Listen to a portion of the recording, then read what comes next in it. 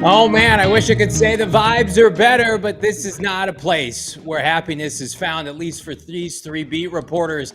Welcome in. It's the All NFL, All City Sunday Huddle. I'm Johnny Venerable from PHNX Cardinals. I've got my guy Joseph Hoyt from DLLS Cowboys and Henry Hank Chisholm covering the Denver Broncos for DNVR Broncos. We are fired up here to be with you on a Sunday night, ready to recap everything and anything in the NFL. And pretty eventful Sunday, my guys. Let's first kick it off. Immediate reactions to what I am ready to deem the worst primetime game of the year. Barely consumable, Joe. Bengals at Giants. Danny Dimes reverting back to his turnover ways. Immediate reaction from an otherwise throwaway Sunday night game. Yeah, I think you kind of said it right there, man. I mean, we've seen Danny Dimes as, Cowboys, people who follow the Cowboys. We've seen Danny Dimes now on primetime, and I can tell you I did not want to watch it again. But we did a little bit, and it was just kind of what we forecasted. Obviously, kind of Bengals squeak out one there. The Giants are just a little bit hard to consume right now with Danny Dimes and co. And, hey, at least it's over. Hank, my guy, are you impressed with the Bengals? You're an AFC brethren. Are you impressed that the Bengals found a way to beat a bad Giants team on the road? No. The Bengals are not impressive. That was one where, I'm sitting in the press box. I'm trying to write as fast as I can so I can get home to do this. And you just keep looking up and you're like, oh, 7-0. Oh, still 7-0. Oh, still 7-0. And you see like a tweet from Dov or something come through and you're like, oh, well, sounds like their interception in the end zone from Danny Dimes. Who could have seen that coming? No, I mean, it's just two bad teams. I'm glad the Bengals get to enjoy a win. But no, I mean, you don't get any points for beating the Giants, especially in a game like that. Everybody drop a like on this stream, subscribe to the podcast and here on YouTube. It's one of the least impressive box scores. Like if you're going off of box score analysis, both teams' leading rusher was their quarterback. Daniel Jones had 56 yards. And Joe Burrow, of course, had that 47-yard touchdown en route to 55 to lead the Bengals. But I think this is going to be a widely forgotten game by two teams that I do not believe are going to be around November, December relevancy. Like I think we'd all agree, like I wrote off the Giants before the season started. And it is a shame to some degree because I actually like a lot of how they team built. Like Andrew Thomas is a good player. They have probably the apple to a lot of Arizona Cardinal fans' eyes. They have a very competent, capable defensive line. Brian Burns, who they got for a second-round pick this offseason from Carolina, he had a sack. Azeez Ojulari, brother of B.J. Ojulari, who's hurt for the Cardinals, he had 2 sacks. And, of course, Dexter Lawrence. Like, they have the makeups for a team that should be, a good watch, commendable in a lot of games. But then you turn your attention to the offense and, like, I'll bag on Daniel Jones as much as the next guy, but, like, on top of his egregious turnovers, like, they have no good running backs. Their starting running back tonight, Tyrone Tracy Jr., just under 3 yards per clip. Darius Slayton's their leading receiver. I mean, they have, like, the meat and potatoes down of how you win games in the NFL, but they have no cachet, and then they certainly have no quarterback. And then on the flip side, with Cincinnati, I just feel like they've missed their opportunities. Like it's over. Like if you're opening the season with 3 consecutive losses, including a loss at home against the Patriots, like you are not to be taken seriously this year. Like, Joe, I'll throw it over to you. Like the trajectory of Joe Burrow's career is interesting because he gets that contract extension. You've got Jamar Chase wanting more money. T. Higgins is still around. Like, where do the Bengals go from here if they have another kind of middling, wasted season a couple years removed from that Super Bowl? No, I think that's a great point, and I think it kind of brings me back to the blonde hair that Joe Burrow's rocking. It's the Slim Shady look, and it kind of makes me wonder, who is the real Joe Burrow? Who is the real Slim Shady? And I think that's something that's kind of been on our mind for a while now because, we saw him have that one great year at LSU, obviously becomes the number 1 overall pick. We saw a lot of highlights in the beginning. Injury kind of happened. And then there was kind of like hey, we see the potential there. What's it going to be? And, I think we're kind of, I think between him and Trevor Lawrence, we're kind of seeing guys that I think we know what they are to a certain extent. And I think maybe the ceiling isn't as high as we thought. And I think they might be a little bit more limited. Obviously the Bengals are a little beat up right now. They don't have the same running game. Joe Mixon's gone. Chase Brown's been pretty good, but it's not the same Bengals team that was kind of riding at the high of Joe Burrow. And I think, we talk a lot about in Dallas, like, hey, when you get paid, that, responsibility is thrusted upon you. And I think a lot of it's been thrusted upon Joe Burrow right now. And I think we're seeing a little bit of the struggles a little bit, overall throughout the season of what that kind of entails. Yeah, I mean, totally. And as a Broncos beat writer, we keep looking at T. Higgins and Jamar Chase, and you just keep hoping every single week, like every loss means they're one game closer to trying to move on from one of those two guys. And I'm curious if they could actually pull the trigger. Like, there's just so much at work there that who knows if even if everything goes well that they're willing to pay both of those receivers. It just seems like this is a team that's kind of on its last legs in its current form, and they're kind of looming over the brink of a mini rebuild at the very least. And it's looking like that should come pretty soon. Yeah, Lou Anarumo interviewed for the Cards job. He's the Bengals defensive coordinator a couple of years ago, and I liked what he had done on paper, and that unit has seemingly regressed. I know they had a better outing tonight. I've never been a Zach Taylor fan. I thought he was very much a byproduct of the greatness of Burrow and Jamar Chase and T. Higgins that year they went to the Super Bowl.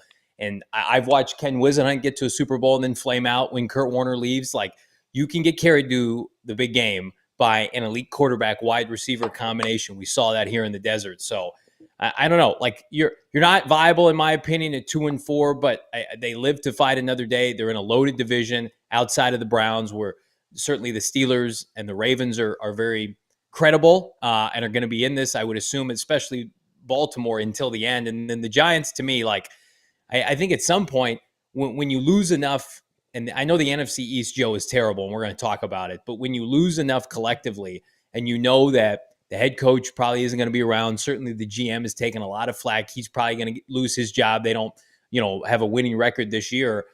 How quickly does that team at 2-4 look ahead? I don't know these quarterbacks as well as years prior in the NFL draft, but Joe, the New York Giants have to believe, like, if we're middling around just below 500, do we just say, you know what, let's take our losses the rest of this year, put ourselves in a position to have a top 10 pick and get a signal caller next April for the next regime? Yeah, and I think that's something that they kind of were teasing around a little bit with this year. That was kind of some of the rumors flying. Hey, will they go up and get a quarterback? Even the GM's son was like, hey, man, maybe Zayden Daniels, on Hard Knocks. And I think, honestly, Hard Knocks was very interesting from a Giants perspective because I think it showed us some of the mistakes that they've made, frankly. I mean, I think that, one of the problems, or not one of the problems, one of the ideas in the NFL right now is like, hey, you don't have, you got to get a quarterback to win, right? But you don't have to pay every single quarterback. I think we've seen that with Daniel Jones. Do you pay someone like that? I would argue no. And obviously I think we're seeing that. And that is a big reason why Saquon Barkley's gone. And, I think if you're the Giants, you're probably going to fire Brian Dable. You're, like you said, the GM might be gone, so you might be cleaning house. It makes sense to start over. The one problem is, who do you go get? And I know Shadur Sanders is a name that's been, really popular. There's a couple other quarterbacks that are kind of separating themselves. Cam Ward, maybe from Miami, is really impressed. Could he kind of do that Joe Burrow thing where he skyrockets up? You never know. I think that, the one thing that's kind of becoming more apparent, though, as we go is right now what's going on in New York is not the answer, and I think that change is coming. Yeah, Hank, I look the position the Broncos were in last year, and we'll talk about Bo Nix, but the fact that they kind of played themselves out of that top 10 range for a lot of those elite guys and then ended up with, well, what was Bo Nix, like the 5th quarterback drafted within the first, or maybe the 6th within the first, like 6th. Yeah, like 12 to 13 picks. Like I wonder if the Giants just have too much talent up front. It feels funny to say on their line of scrimmage. And again, like you don't have to be the first to second to third QB drafted to have immediate success, Hank. But would you feel better off in hindsight, the Denver Broncos maybe lost out last year and put themselves in a position for a Jaden Daniels or a Drake May? Or do you believe that, Bo Nix has shown enough? Oh boy, I mean, Bo Nix hasn't shown enough to say he's going to be a great quarterback. The thing is, I go back and say you'd really like to have Jaden Daniels. You'd almost certainly prefer Caleb Williams to Bo Nix at this point. Drake May, I've seen the stats from today's game. I didn't see what actually happened. I think Bo probably has good of a chance at panning out as anybody except for, Jaden Daniels and Caleb Williams. There's more of a ceiling question probably, with Drake May in particular. You probably opt for that. But I also think that there's value in having a decent team to put the quarterback into. And I think, the Broncos last year, if they don't blow that game to the Patriots at the end of the season, all they needed was after that the win against the Raiders at the end of the year. And it's a Raiders team that's terrible. So I think that quarterbacks pan out when they're in good situations, and there's obviously exceptions to that rule. I don't think the Broncos have regrets, though. We're going to talk about the Denver Broncos, their loss today against the Los Angeles Chargers. Everybody feel good that we can put this Bengals Giants game to bed and never speak of it again. Everybody collectively feel good about that. Yeah, take it outside, old Yeller, that thing. Let's move on. Yeah. Okay. I would love to do that with our 3 games earlier today collectively. I can't talk about my team anymore right now. I'd rather listen to you two speak first. So let's start with a game. We were doing our post-game show at Gila River Resorts and Casinos Wild Horse Pass here in Phoenix, and we were licking our wounds. And in the corner of my eye, Joe, I watched the destruction, the disassemble of the Dallas Cowboys, specifically defensively. So I want to start there. I actually thought Dallas was playing better than their record indicated coming into this matchup. And the Cardinals, who I don't think have an iota of the talent Dallas has, played Detroit tough and lost by just a touchdown. There was actually a pick 6 in that game that was reversed on Jared Goff. So I expected this to kind of be a fun back and forth affair, especially in Dallas, in their stadium, on their home turf.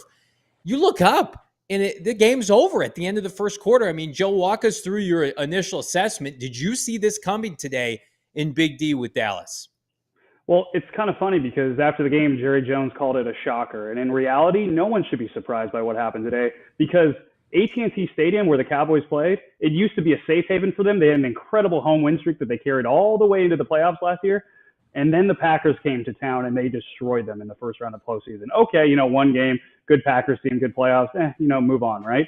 Well, that's been the same exact script at home this entire season. The Cowboys, in terms of playing the Packers, the Saints this year, the Ravens this year, and now the Lions, they've been outscored in the first half 110-35, which means that they are just getting absolutely the doors blown off them. And it's the same thing over and over again. It's an offense that can move the ball but struggles to score in the red zone. It's a defense that can't stop anything. They look like Swiss cheese out there. And I think that there was a stat tonight that Jared Goff had no close window throws on completing like over 12 yards per attempt at one point. Long story short, dudes were running wide open. David Montgomery, you remember that scouting report about David Montgomery where it's called him like the Frankenstein and it said he's got Saquon Barkley's speed and he's got the power of Jim Brown? Well, shoot, he looked like running back Frankenstein against this Cowboys defense.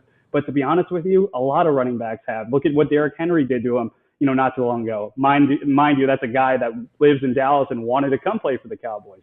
Long story short, this safe haven has become a house of horrors for them. They are struggling at home, and it makes you wonder, okay, you're 0-3 at home and 3-0 on the road. Is this a Jekyll and Hyde situation? My assessment, this is time to look in the mirror, just like many players said tonight. And when you do find that, you'll find that this Cowboys team might not be as good as we thought. It's been pretty crazy to watch this season. I mean, because I made a bet on the Cowboys to win the Super Bowl before the year because it was some boost from the sportsbook, and you're like, yeah, you might as well. Like, they're in that range, you're getting good odds. You know that they could, a couple things break their way, they could be in the hunt. And you watch them play football, and it's like they totally forgot how. It's ridiculous. Like, I haven't seen too much, but every time you turn it on, like the defense is just getting gashed. And that's a defense that coming into the year, everybody was saying like, oh, might be the best defense in the NFL. They create turnovers, they can get to the quarterback. It's shocking to see. And again, I didn't have a chance to watch that game, but you just saw on Twitter, and so you see the tweets pop up like, "Oh, you wonder if McCarthy's going to get fired." You're like, "Wow, that must be going bad." And then you see the actual numbers, and it's like, "Holy heck!" I mean, that's incredibly bad. So I'm curious to see. Like, they have some talent. You would think they could at least play some sort of functional football, but uh, we're a month and a half into a month into the season, and they still haven't figured that part out.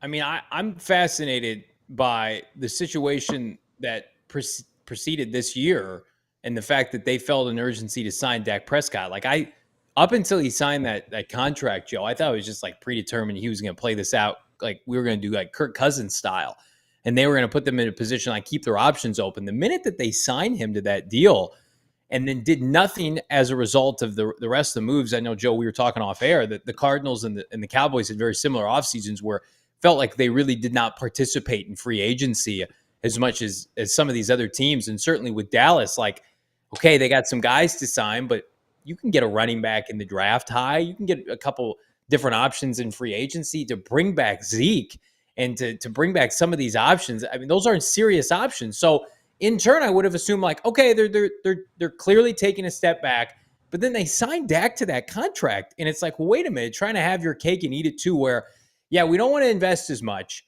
but we're going to pay the quarterback so we're not like unwatchable. And I think that that's kind of what Jerry is getting. Like, you're winning the games you're supposed to win against bad teams. Like, who'd they beat? They beat the Steelers with Justin Fields. They beat the Giants. They beat the Cleveland Browns, who could very well be the worst team in the NFL.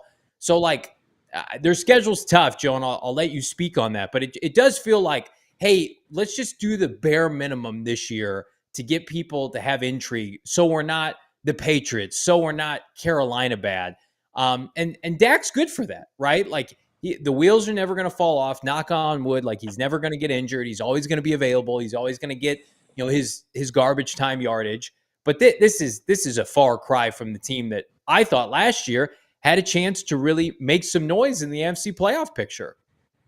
Yeah, and Johnny, don't take this the wrong way, but the fact that you're so on point and so accurate about this, and you don't, spend every single day watching this team or covering this team, is kind of a testament to exactly where they are.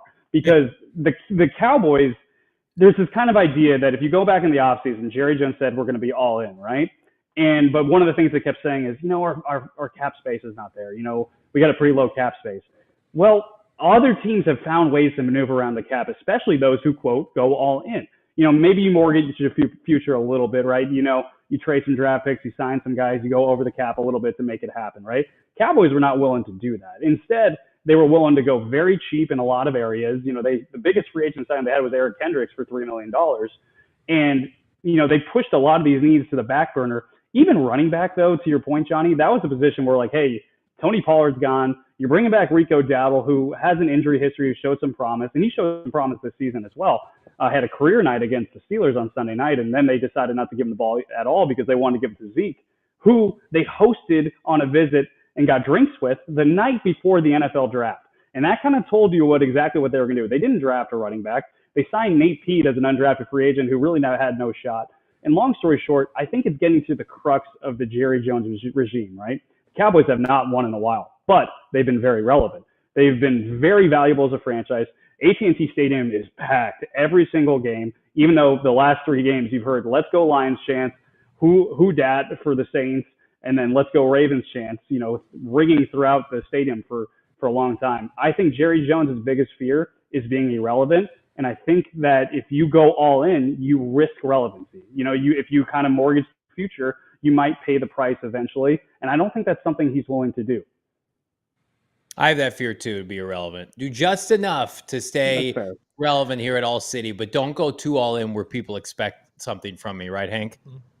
Oh, that's 100% correct. I mean, that's the motto. Yeah, I mean, it's crazy that they're going with Zeke. I think that was one of those stories in the offseason that everybody looked at and was like, I mean, how could you possibly justify this? And then you see like, oh, Rico Dowdle's the other option. It's like, have I just totally missed the whole Rico Dowdle thing? Is he actually like this player that you want to get on the field and he's awesome? And you go back and look, it's like, yeah, I mean, 4 yards per carry, and it's a pretty small sample size. Like, good for Rico, and I guess you throw him out there. Why not? But the idea that you could just throw Zeke in the mix and all of a sudden your running game could be like salvageable is it's just insane. And I don't know how you don't do something about that. It does paint a picture though that like they paid Dak, they did not pay Mike McCarthy, they didn't saddle themselves with a bunch of extensions outside of CeeDee Lamb and Dak. Like, all right, Joe, talk to us about like where do you see this going? Because I saw comments from Jerry Jones in the postgame, like we're not even thinking about making coaching changes, and that's not even on his mind. That they were humbled today, but I mean, the minute you don't give Mike McCarthy security, like you've brought this on yourself, have you not? Oh, 100%. I mean, Mike McCarthy and all the coaches are on expiring contracts. That is pretty much kind of the actual true meaning of all in. That, yeah, we're going to push the chips we do have as little as they are. And if it doesn't work, we're out. And I think that's kind of the situation with Mike McCarthy. Everyone's known it. And there's got to be some weird tension between, the coaches knowing that, hey, you're on prove it deals essentially. And also just look at what Jerry Jones has done, though, in the past. I mean, he let Jason Garrett go to an expiring contract multiple times. One time it resulted in an extension. The other time it didn't. So in terms of whether or not Mike McCarthy is going to be fired anytime soon, that's not going to happen. Jerry Jones was adamant about that we're not evaluating that, especially as they go into the bye week. But, you start to wonder, I mean, that's a tough schedule ahead of them. They're going to San Francisco after the bye week, and that's been a place or against a team that they've struggled mightily against. You go to Atlanta, a team that, has some talent that could run the ball all over the Cowboys, pretty poor run defense right now with Bijan Robinson and co. And then you got the Eagles and Houston after that. Long story short, this could get out of hand quickly. And you start to wonder if Jerry Jones is not going to evaluate Mike McCarthy's status now, when will he, if at all? Oh man, it's dysfunction only we know here in the desert, Joe. We live it and breathe it just like you. I'm hopeful for Dallas to turn it around. I don't hate the Cowboys like a lot of Cardinal fans do.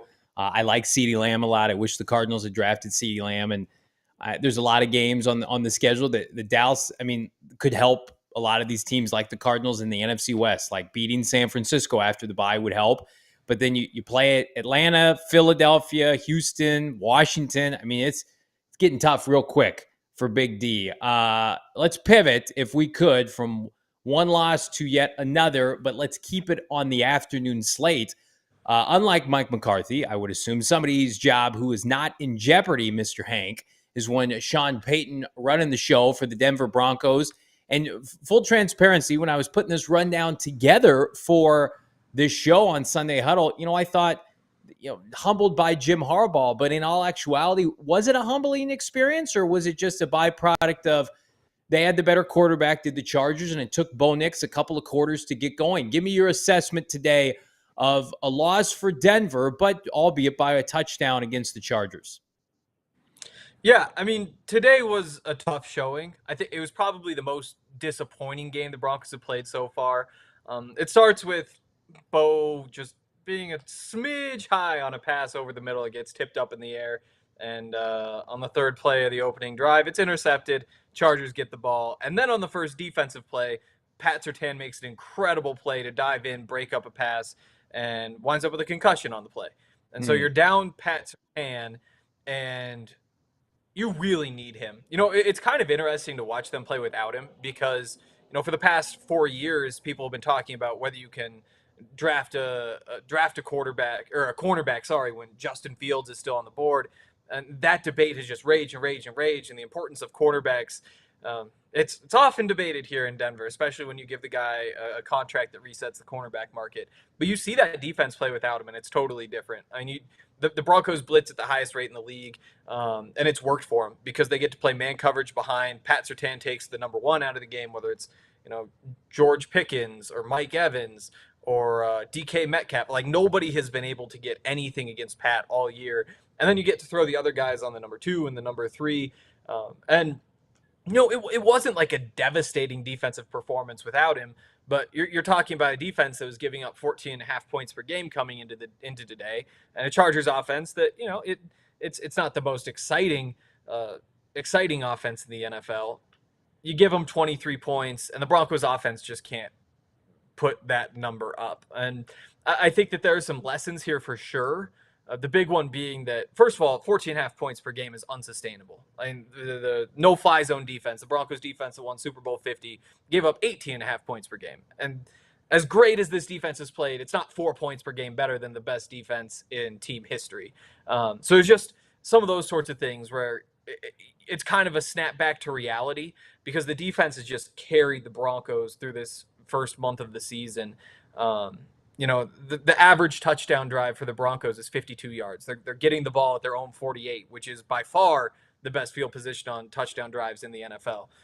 So this, for the first time in a while, was the offense's opportunity to kind of take the lead and take the load off the defense's back. And it was terrible. I mean, Bo Nix was 4 for 14 for 27 yards going into the fourth quarter, and they didn't score a point until the third quarter. There's work to be done for sure in Denver. Man, that just kind of hurts my soul. So I went to Oregon, full disclosure, and I watched a lot of Bo Nix, and oh man, it just hurts my heart to hear that that stat line going in the fourth quarter. But it kind of just, it's pretty evident of where he's at right now. I mean, clearly with this being a rookie quarterback, trying to figure things out. And there's something that we kind of talk about, with our Cowboys show, to bring it back there a little bit. We talk about Tyler Guyton all the time, right? And the first round rookie left tackle who has struggled mightily. And every week we've been like, well, he's got to go through growing pains and learn, and he'll get better, right? And they're like, right. And then a week goes by and he'll get better by the end of the season, right? And then another week goes by, is he going to get better by the end of the season? And I kind of find myself in that Bo Nix situation in Denver a little bit, where you start to wonder, it's like, hey, this is good for him, right? We got to get these lumps out of the way. He'll improve. And, I'm getting less confident as that goes on, especially in a game like today, when you fall down early and it kind of thrust it upon him to do something with it. And until the fourth quarter came, he really didn't do much. Yeah. Go ahead, Hank. Yeah, I think one of the reason I stay optimistic is because in the training camp, when they're implementing things defensively, the first day the defense implemented something, Bo struggled.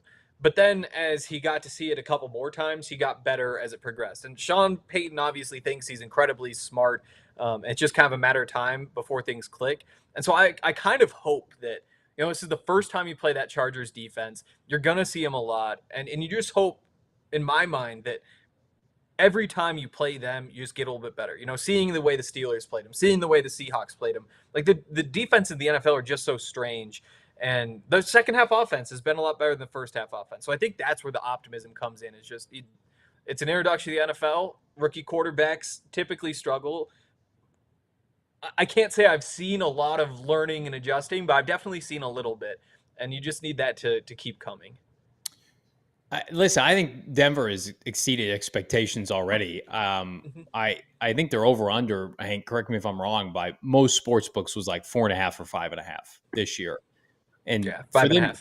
Yes, for them to sit here and be 3-2 entering today's game, and I know they've beaten some fraudulent teams, but that's promising, especially with a quarterback that hasn't been as inconsistent. Now, a lot of that goes to Vance Joseph, which Vance is, not fully embraced here in Arizona. He had a tough finish here in his tenure with Cliff Kingsbury, as did most of us. But kudos to Vance Joseph, guys like Zach Allen stepping up. But here's my hesitation, and it has always been this way with Bo Nix. I think if Sean Payton is back in the NFC South, where Baker Mayfield can thrive, because that division is certainly compromised, especially the quarterback position, I think they could rattle off a couple division titles and be very competent. I question Bo Nix's ceiling in the quarterback gauntlet that is the AFC. And maybe it'll deteriorate over time, but we just got finished talking about Joe Burrow, and they're underachieving this year. And I think most of us would agree, Joe Burrow's a better quarterback, has a better set of skills than Bo Nix. But just in that division alone, Herbert on the other side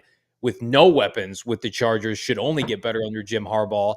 Everything that's going on with Kansas City and their dynasty right now. And I'm guessing the Raiders are going to take a quarterback, you would hope, in the top 5 of the NFL draft next year. I think Sean Payton is good enough that the Broncos will never be terrible, and you will never have the bottom fall out from you. But like, I do think for Bo Nix to kind of reach his ceiling, they're going to have to build this roster up, take full advantage, Hank, of that rookie wage scale, that rookie salary cap, flush it with free agents, go to, load up on star players and try to hit a window with him. Not only because of his rookie wage scale, but because he is an older player. As funny as it sounds, like I think the Broncos have about a 5-year window with Bo Nix and Sean Payton, especially as he gets older in his career, to win and be very viable. So if they finish this year anywhere above like 6-7 wins, like that's a hell of a year for them. And they've got the Raiders still left on their schedule. I think they play the Saints, Peyton's old team. So I'm not discounting them. I just question, like, are you drafting Bo Nix to win you Super Bowls, or are you drafting Bo Nix to just like be relevant? And it's the same conversation we were just having with Joe about Dallas. It feels kind of like in between, right? So I'm not selling my Bo Nix stock, I guess is what I am telling you. I mean, that's great news. I love to hear it. Yeah, I think the reason that today was such a blow to Broncos fans is just because the Broncos haven't been relevant, and today was kind of a chance to take that step. If they were 4-2 right now with that win, then this would be the first time that they've been 2 games over 500 this late in a season since 2016, which sounds pretty crazy to say, but that's just how bad things have been in Denver. And like you said about the NFC South, well, the next 2 games are the Saints and the Panthers. So if you're sitting here at 4-2, all of a sudden you see the path to 6-2, and this could be a surprise season. Now you go down to New Orleans on Thursday and say this game's a must-win. Like you've got to get this one. You've got to get the Panthers game, get to 5-3, because then you've got the Ravens and the Chiefs up next, and those are going to be tough games. So today was, in my mind, the game that kind of could put them on a path to having their first playoff appearance since 2016. But, it didn't go that way, and you just want to keep seeing the rookie get better. And who knows, maybe they can make a run late. Hank, that's a great point too that you brought up about, being relevant and getting there. Because I have a buddy who's a diehard Broncos fan, so I know really well just how much of a struggle it's been since those kind of glory days that we saw with the Super Bowl. But this was not only a chance to get relevant, but also a chance to kind of be that second team in the AFC West, especially because it's against the Chargers, who are kind of vying for the same thing, a team that's kind of underperformed with Justin Herbert for what you would expect.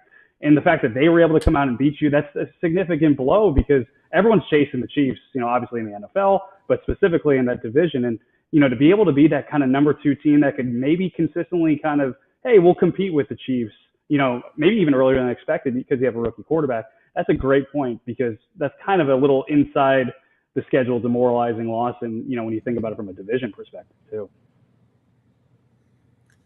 Yeah, I think Broncos are ahead of schedule with where many of us thought they would be, and that's a credit again to Sean Payton and Vance Joseph. And I fully expect them to hover around 500, at least until the bye and get back into those divisional games. Any final thoughts on your 2 games, gentlemen, before we dive into the pit of despair here on the early slate? Anything that we didn't cover? Cowboys are going on the road where they're undefeated the next 2 games. So I guess there's hope, but then also, to quote Ted Lasso, it's the hope that kills you. So I don't know. Wow. I can't speak to hope. There hasn't been hope in Denver in a long time. What a sad podcast this is. Adam Hogue, we all can't be fortunate to travel to London and watch our team put up 5 offensive touchdowns here. We're slumming it with our losing franchises here, and that caps us off with our game recaps. We talked about this off air, Joe. The Arizona Cardinals lose to the Green Bay Packers today, 34-13.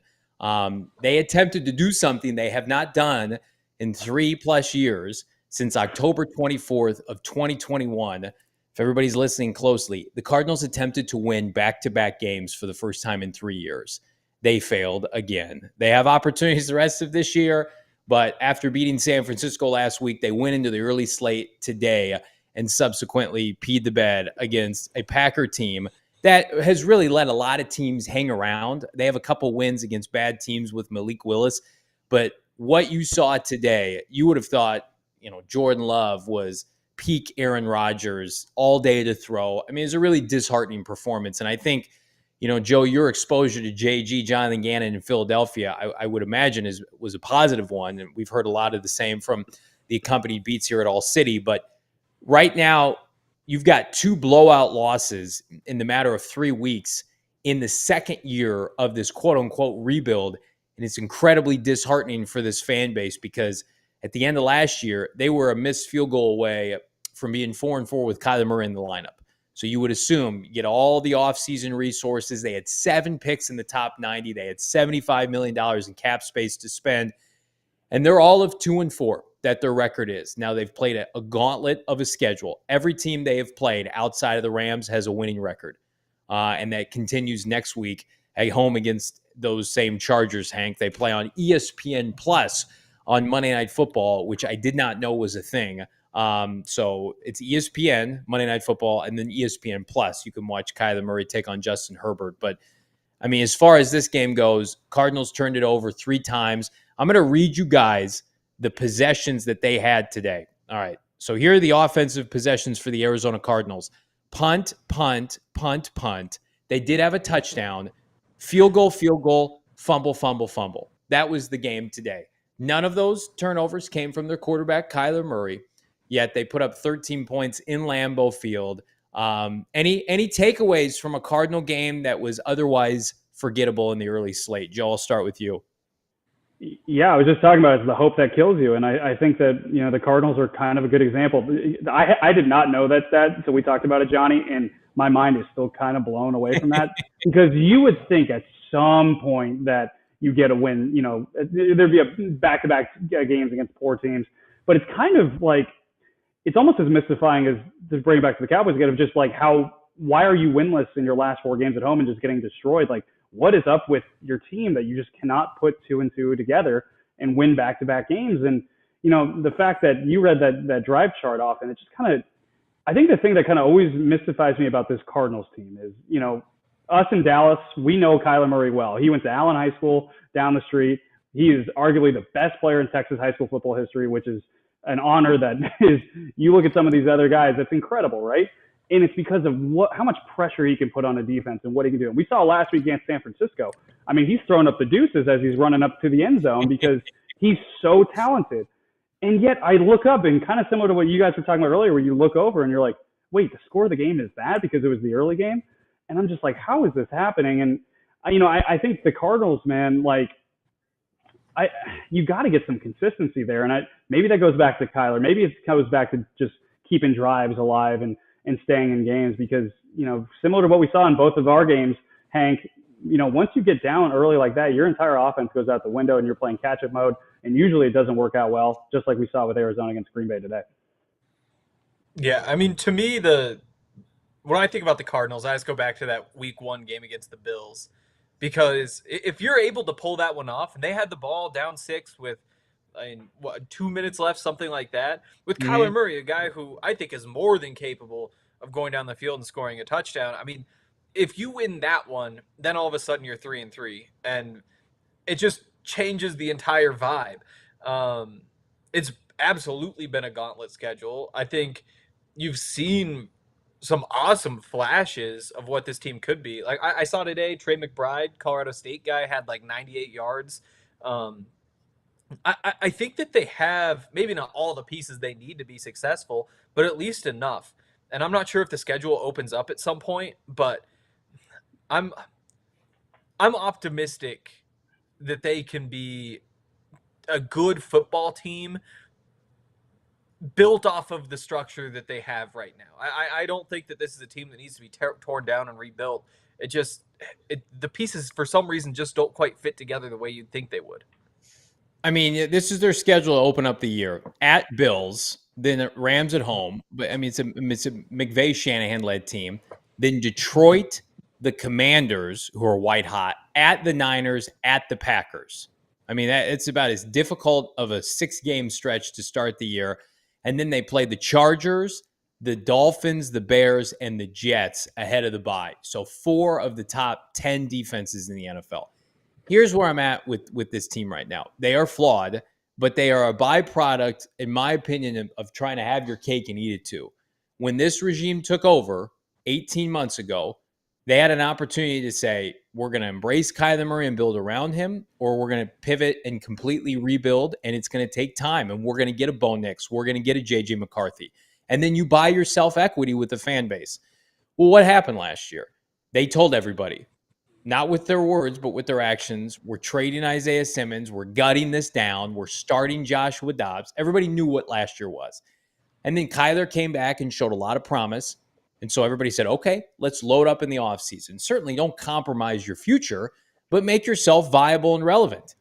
Well, they have taken an approach where they have embraced Kyler Murray, and to his credit, he's had a phenomenal offseason. I think he's playing well this year. He only has 2 turnovers on the year.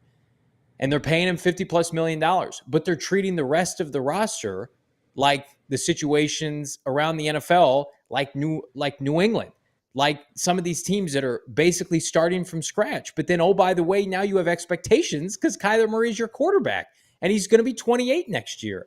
Like, you can't have your cake and eat it too. Either fully commit to this rebuild, and you should have moved off of him and gotten a rookie and started everything over, or a bridge guy. Or, in my opinion, you should have said, let's go out and spend a little bit more. They're sitting on $30 million in cap space. They didn't spend that money. They didn't add anybody of note to go get an edge rusher in free agency.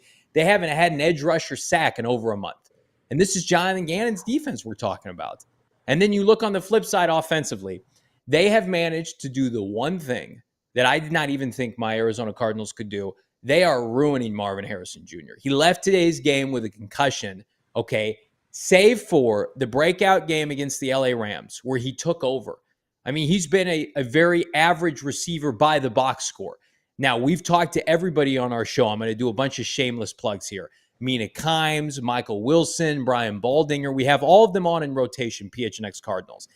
And the common denominator is this is not a Marvin problem. This is a byproduct of trying to fit Marvin into a scheme offensively with Drew Petzing, who came from Kevin Stefanski in Cleveland, that wants to fit a square peg into a round hole, that wants to run the football.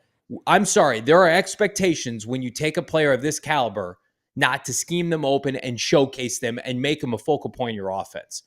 The Arizona Cardinals under Drew Petzing, since he took over last year, I tweeted this out. I couldn't believe it. I had to chart it after the game. 23 games, they've got one 100-yard wide receiver, and it was Marvin and 2. It's just unbelievable. These stats are so incredibly sobering for Cardinal fans. So, like, I'm sitting here, I'm buying Kyler Murray, maybe not as the number 1 overall pick savior he was once thought to be. Like, I'm probably at the point where he's never going to be Mahomes or Josh Allen. But, like, I do think, like, just like Dak Prescott and some of these quarterbacks closer to like 5, 6, 7, 8, 9, 10, he can very much win you games, keep you relevant, win you a division. Like, that's not nothing in the NFL. But he can't overcome what's happening right now with the state of this roster. So you're in a tough spot where this coaching staff, and to your point, Joe and Hank, they have some winnable games on the back half of their schedule. They play the Carolinas, they play Seattle, they play the Patriots, right? They get the Rams again. But at that point, like, are you going to be like 3-8? Are you going to be like 3-7? Everybody wants to compare this to Detroit. Year 2 under Dan Campbell with Jared Goff, they were like, what was it, 1-6? Then they became the juggernaut they are now. And I keep telling everybody, Joe, that's the outlier. You know, that's not the norm. The norm is typically when you're bad, you stay bad. And then it creates, in my opinion, unrealistic expectations for Gannon next year to have to immediately win for a team that has single-digit dubs each of the last 2 years. Let me ask you guys a quick question, because we talked about this on our podcast a couple weeks ago. And I'm just curious. And obviously you guys are not in the NFC East, but who would you say the best head coach in the NFC East is? Good question, right? Probably McCarthy by default, but like I think Daboll is a good head coach. I think he's being held back by his quarterback. So I answered Bill Belichick in 2025 for either the Giants or Cowboys, but I was thinking Daboll would be a contender, and a big reason why is, and you touched on this, Johnny, with Marvin Harrison and what they're doing schematically. Go look at what they do with Malik Neighbors, and obviously I think Danny Dimes is holding them back a little bit, right? I think the running game's a little bit, Devin Singletary had a good run, but it's not that great. Go look at what they've done with Malik Neighbors when he's been healthy. They are putting him in motion constantly. They are scheming him wide open. They are doing whatever they can to get their best weapon, the ball. And I think that's something that a lot of offensive coordinators forget to do, and especially with a guy like Marvin Harrison. Scheme him open, put him in motion, make sure that, like, hey, we're going to run, him off of Trey McBride this way. He's going to get attention, and we're going to try to get one-on-one matchups, Marvin Harrison against linebackers. And that, opens up everything else for Kyler Murray, and it opens it up for McBride and Wilson, and then you're off and running from there. And I think one thing that this Cowboys team, too, has kind of taught me this season is, like, if you're not scheming, you're not trying. And I think Arizona might be kind of similar in that boat as well. One more thing, Johnny, you touched on that I really liked. It's to have your cake and eat it too. I think one of the most mistreated first-round pick quarterback projects we've ever seen was Trey Lance in San Francisco, because they tried to have their cake and eat it too. Let's get a raw prospect and develop him. But we also have a Super Bowl window that we're trying to do, so we're not going to develop him. It was a massive failure in San Francisco because of the cake and eat it too philosophy. And I think that's something that if you're an NFL team, you really got to guard against, for the sake of being relevant. No, you either got to go all in, to quote Jerry Jones, or go all out. Yeah, and I totally agree with everything you're saying about Marvin Harrison. Also, I mean, he has more yards than anybody on the Broncos roster. He has more touchdowns than anybody on the Broncos roster. Like, it's not like the sky is falling here. He had 100, and not to interrupt you, he had 130 yards and 2 touchdowns in a quarter, the first quarter against the LA Rams. And then from there, it's been like, you know what? We're just going to treat you like just a guy, a complimentary guy. There's no creativity. Like, I bring this up, gentlemen, all the time. When he's at Ohio State, like, give Ryan Day credit. Not this weekend, obviously, and Joe, you're relishing in that, I'm sure. But, like, they would do end-arounds with him. They would do bubble screens. They would get him isolated. It's this route tree he's running. It's like, yes, he's getting singled up against number 1 corners, but there's no creativity. He and Kyler Murray are not on the same page. Everything looks hard. And this is not just like a top 10 receiver. This is supposed to be Randy Moss reincarnated, Calvin Johnson, Julio Jones. Like, do better. Do better. Like, you're getting paid to take a prospect like that and put him on a pedestal and make him a focal point. And, like, you forget about him. He's just not around. They have to do a better job. Absolutely. It's an embarrassment. 100%. I mean, like you're saying with Neighbors, like the Raiders do a great job with Brock Bowers. Like, it's what you do. Like, if you draft that guy that high, you build your offense around him. And to not do that is just a massive mistake. Also, for a rookie receiver, he's playing pretty well, and the numbers are not that bad. Yeah. It's frustrating because I think, listen, Kyler Murray throws a beautiful deep ball. He's got a big-time arm. He's on pace for, like, 3,200 yards passing. And Marvin can't produce through the air. It's like the common denominator is, and I like Drew Petzing. I thought he did a lot of good things last year, but, man, you got to be able to scheme for your talent. And it felt like last year with no expectations, he did much better than clearly this year with increased expectations. Like, if the Cardinals are going to be competitive, it's not with this defense. It has to be with their offense. All right, well, we've drowned in our sorrows of our 3 disaster outcomes today. Let's go around the room, gentlemen. We play a little game on PHNX Cardinals called Trending Up, Trending Down. Let's start with Trending Up. You can pick anything in the NFL that you saw over the course of the last couple of days. It can be a team, an entity, a coach, a player that's better than you thought, that you certainly maybe had preconceived expectations that's moving up. Joe, you got one to kick us off?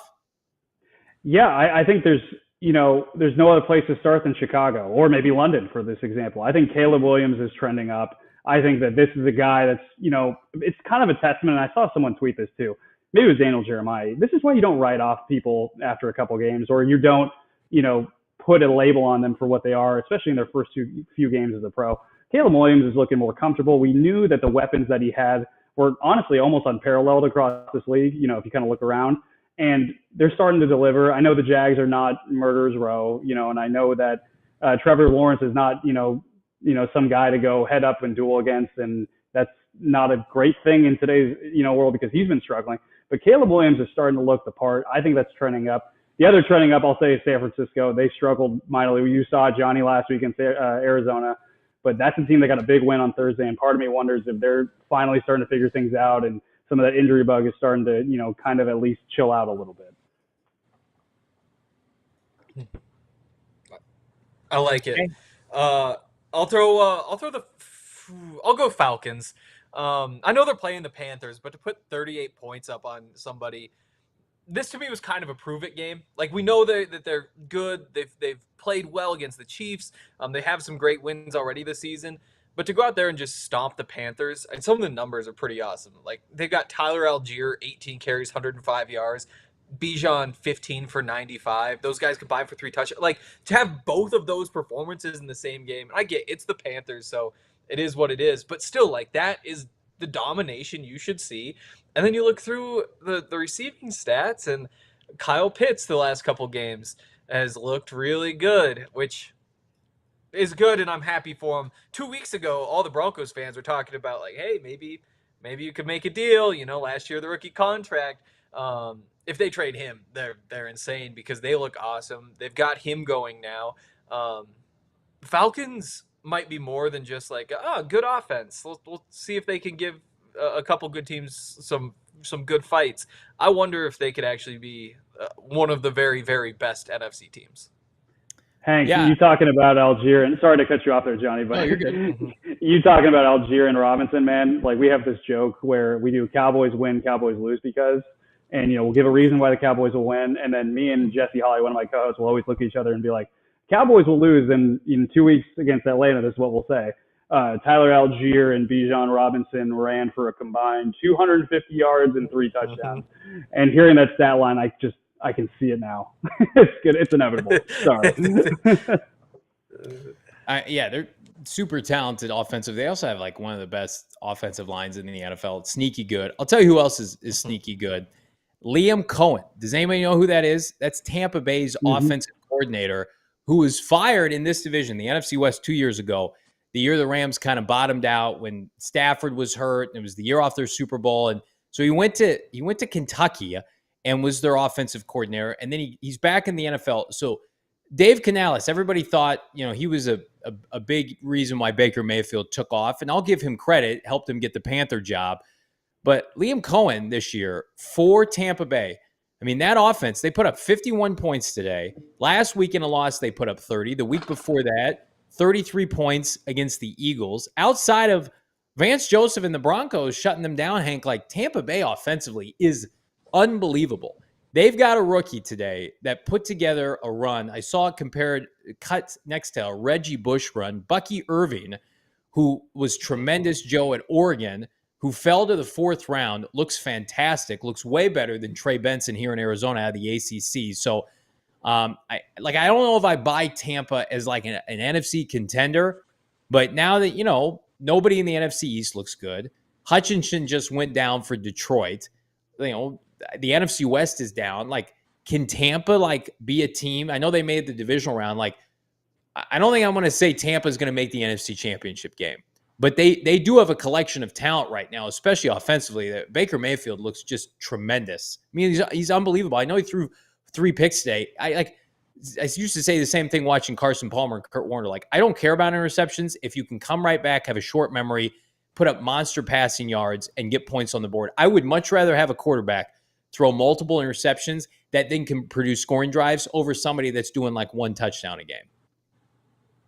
Yeah, no doubt, dude.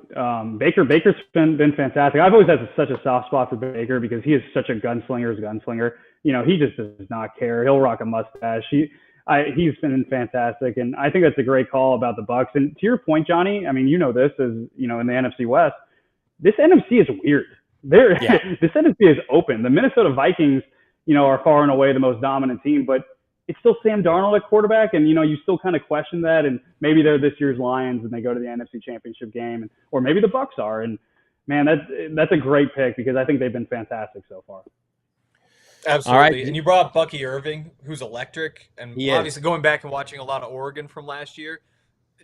Awesome running back. Also, Sean Tucker from Syracuse, who I thought was crazy underrated last year in the draft. He wound up being like a 7th round pick or something. Barely played at all. Goes for 136 yards today. Insane. Brings his season total to 143. Just out of nowhere. Shows up with Bucky Irving, too. A lot of good mojo going on in Tampa. How about some bad mojo around the NFL? Trending down. let's put our teams aside for a second, because I do think, especially for Joe and I, it's easy to nitpick in Arizona and Dallas. But Hank, I'll start with you. Somebody or an entity trending down around the NFL. Oh, that's a good question. Oh, give me the Commanders. I know it sounds crazy, but it's a product of all the hype we had given them before. And to me, I was starting to have crazy Commanders thoughts. And this is probably unfair to put them in the trending down category because they lost to the Ravens and it was a close game and all that. But there was some magic with Jaden Daniels that disappeared a little bit today, particularly in the passing game. And there were so many good stats in the past couple of weeks, like the more scoring drives than incompletions. And it seems like this is kind of the first time we've seen the Commanders hit adversity, which was bound to happen. And that's why this is probably unfair. But that's the one thing that probably disappoints me, because it would have been a lot of fun to see the Commanders do what they do against the Ravens, put up 35 points on them. Because if that happens, then all of a sudden, Super Bowl is a crazy thing to say about a rookie quarterback, but again, just the history that they were making week in and week out was unbelievable, and that momentum just stopped today. And it's so funny because they're still the leaders by a large margin in this clubhouse of the NFC East. And I get it too, because to your point, I thought this was Jaden Daniels' almost first sobering moment, a little bit of like, hey, there's that, because he was so efficient and so accurate, but still pushing the ball downfield. Today, a little bit tougher. So little quick inside knowledge about the Cowboys. They work out of this facility called the Star, where they have this big little practice field in front of the indoor stadium where they practice, right? And it's got the full Cowboys logo and everything. Well, after the Saints demolished the Cowboys, they had Saints fans going to that, planting their flag, stepping on the Cowboys logo, and saying, hey, we're here to do a wellness check on a team that we just destroyed. Since then, the Saints have not been good. They were on top of the world. They have not been good since. Here in Dallas, we were ready to call Clint Kubiak the next head coach of the Cowboys. We were ready to give Derek Carr MVP along with multiple flowers. And in reality, they've been struggling. I know that, Derek wasn't out there today. Spencer Rattler got the start against the red-hot Tampa Bay Buccaneers. But that's still a team that's just, I think that people were already kind of starting to buy a little stock in them, especially in the NFC South that could be open. All that stock is clearly on the floor right now. And I have an honorable mention one, but I kind of think that Johnny's going to go with it too. So I'm curious to see if he does. I'll stay in the NFC West. I will bury an NFC West rival out of pettiness every chance I can get. And to be fair, I did see this coming. The Seattle Seahawks are big-time frauds. Maybe the most fraudulent 3-0 start in modern NFL history. They beat Bo Nix in the opener, which that game was close. I bet on the Broncos that game. The Broncos led at times. Hank, you know that. So they beat Bo Nix at home. Then they face Drake May and have to beat him in overtime. Then they face Skylar Thompson for Miami at home. They have subsequently lost to Detroit, Danny Dimes and the Giants, and then that game against the 49ers was not competitive. I am not a Pete Carroll fan, but I respect Pete Carroll. I respected Pete Russell Wilson. Like, you're not going to be able to fool me. Like, you can't seamlessly transition off of those two, in my opinion, Hall of Famers, and just be fine. They have a lot of talent at weird spots. They have like 3 really good, capable receivers, but their offensive line isn't good, and their defense is deteriorating. Like Mike McDonald, to me, everybody thought he was going to be an upgrade over Pete Carroll. We'll see how that works out, because now their schedule becomes real fast. They play at Atlanta, Bills, Rams, 49ers, Cardinals, Jets. They play the Packers, the Vikings still, the Bears. Like, I think there's a good chance, like after a 3-0 start, Seattle's closer like a 6-7 win team.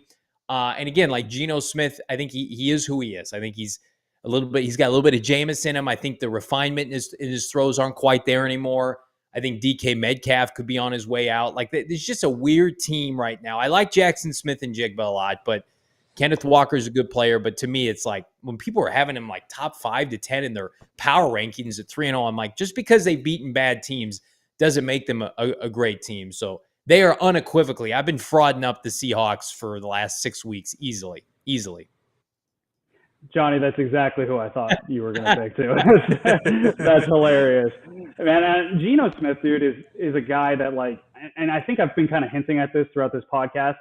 Just because you have a quarterback doesn't mean you have to pay him. And I think that Geno was also the tough one where it's like, oh, he has such a good story. They wrote me off, so I didn't write back. And now it's like, do we pay him? They decided to, and I almost think that they're kind of, when you decide to pay a guy like Geno Smith, you're almost committing to the middling, being in it but not in it kind of philosophy. And it's funny. I did a story on Texas quarterback Quinn Ewers, a long time ago, and his agent, the first time his agent saw him was in 8th grade, and he was on the phone with John Schneider, the Seahawks GM, and he said, John Schneider's like, hey, are you at a football game? And the agent told him, yeah, I'm watching your future NFL quarterback for the Seahawks right now. And that was when Quinn Ewers was in 8th grade. So I've had this kind of philosophy that eventually they're going to pivot off and go to Quinn Ewers eventually, and maybe it's this season, but I don't know. That's a great pick though, Johnny. Yeah. The NFC West is down this year, and it pains me because the Cardinals are playing into that. This could be the one year where you could have taken advantage if the right moves were there to be made. Like most of the time, it looks like the NFC North does the NFC West. So disappointing nonetheless. All right, as we wrap up here on an ALLCITY NFL Sunday Huddle, looking ahead to this next week. Joe, I know that the Cowboys are on a bye. I want to get to you in a second, but let's start with you, Hank. The Denver Broncos on a short week play at the Saints. Now, I think this is Sean Payton's first trip back to New Orleans since he left a couple of years ago. Your expectations for a very winnable game suddenly. Now Derek Carr has been out. I don't know if he's going to stay out. Spencer Rattler was mostly average today. Like, how big of a game, how much pressure is on Vance Joseph and the rest of the team to perform with Sean Payton at the helm? I mean, this is a huge game for a lot of reasons. I mentioned like the standing situation. You've got the Saints, you got the Panthers in the next 2 weeks. Then you've got the Ravens and the Chiefs. So kind of 2 winnable games, 2 not so winnable games. You're sitting at 500. You're probably trying to stay at 500 through this stretch. I don't think that Sean Payton cares about that at all, though. I think he just wants to beat the Saints. And my initial reaction would be, there's no way Sean Payton loses to the Saints because he's probably been drawing up the game plan for months, maybe years. He might have started working on this one the day he decided to leave New Orleans because he knew he was coming back at some point. But saying that, I said the same thing about Sean Payton playing Nathaniel Hackett last year, and Hackett got the better of that one. So maybe I can't just say like, there's no way he loses. It's huge for Sean because he's like a god in New Orleans. They had bad football for decades and decades and decades before he got there with Drew Brees and they did. But it's going to be fun in a Thursday night football kind of way with Bo Nix and Spencer Rattler. I think the Broncos will win. I'm not putting money on it, though. Nothing would surprise me in this one. It'll be fun with Bo Nix and Spencer Rattler is something I never thought I would hear anyone say, but we're going to have fun anyway, Joe. Any thoughts on Sean Payton returning back to New Orleans? Yeah, no, I'm fascinated just to see it. I think that also feels just so Thursday night football, though. Spencer Rattler versus Bo Nix, Sean Payton going back. So there is a storyline, but it's also not that important of a storyline ultimately in the grand scheme of things. I'm just kind of hoping for a let's get weird kind of game. Let's just have chaos. The Lions today ran tackle eligible plays on 11 plays, and they did a hook and ladder to Panay Sewell at one point to try and score a touchdown when they were already up 40. I kind of want to see some magic like that out of Sean Payton as he goes back to play the Saints. I'm right there with you. I will be watching with my 9-year-old, and we will bask in the grossness of Thursday night football. And I do think the Broncos get the win. I think they're a very respectable 4-3. Will the Cowboys keep it respectable, albeit in their bye week? All right, Joe, I'm going to put you on the spot. Can the Cowboys do something to appease their fan base within the next 2 weeks? Like, will they add a running back? Will they fire a coach? Will they? No, you're already shaking your head. So the status quo the next 14 days for Dallas is your prediction. 100%. Yeah. To quote the great Jerry Jones, and if any Cowboys fans are listening, you might want to close your ears on this quote. We like our guys. He's been adamant about that from the beginning. I think it just goes back to just being relevant. And, I even think that the fact that they're on a bye will mean that there's conversation about Mike McCarthy's job. And I think that they're just going to let that steam and just be relevant that way. So I think ultimately that's a win for the Cowboys in the bye week, is just staying relevant. Man, that's brutal. Like, I'm watching Zeke get carries in that fourth quarter of that game. That's like one step from the retirement home, man. It's like the old timers on the PGA Tour. Like, let's just get him some carries, respectability. That's what it felt like watching that today. Yeah, it's kind of like that one commercial where like Emmitt Smith puts back on the jersey and Dan Marino puts back on the jersey. It's like, God, man, we don't need senior league football, right? But no, Zeke just, he's been exactly what everyone thought, frankly. And he's got good leadership for the team. The players really look to him. He's a veteran in the locker room, but I think that's ultimately where he should kind of be relegated in terms of his role as of right now. It just hasn't been beyond expectations, let's say. Yeah, I love expectations. We appreciate everybody. Drop a like on this video. I didn't mention the Cardinals. Does anybody want to hear about the Cardinals play on Monday Night Football against Justin Herbert and company? A lot of people are saying the season is on the line. If they win, they're 3-4. And again, the schedule softens up. If they lose, they're 2-5. And I think at that point, if you're asking my opinion, like, you need to start taking calls on guys like Budda Baker. You need to make some of these veterans available, guys that are under contract from the prior regime with Steve Keim, and do yourself a favor. I don't know if they'll do that. That would be the smart thing, in my opinion. They had 7 picks in the top 90. They've added over 20 draft picks the last 2 years. There's no excuse. Every one of those players, for the most part, if they have a pulse, should be playing on this team. If this team is 2-5, 2-6, but Kyler Murray stands right now. For those who's asking, he's got one of the best TD to interception ratios in the NFL. He's also 8th in QBR, and that's for a team with just 2 wins out of 6 games. So, a lot on the line here as we enter mid-October for all 3 of these teams. Joe, tell the people where they can find you and your fantastic work for DLLS. Yeah, you can go to alldlls.com, and then you can see me on social media at Joe J. Hoyt. We got the bye week coming up, so there's a lot to write about right now, and we'll see if anything happens. But yeah, check it out. Really been enjoying our first year with the All City family, and it's been awesome. Yeah, anybody who wants more Broncos talk, head over to the DNVR Sports YouTube channel, thednvr.com. That's where everything I write goes, and then we're on Twitter, of course, too. So that's where you can check it out.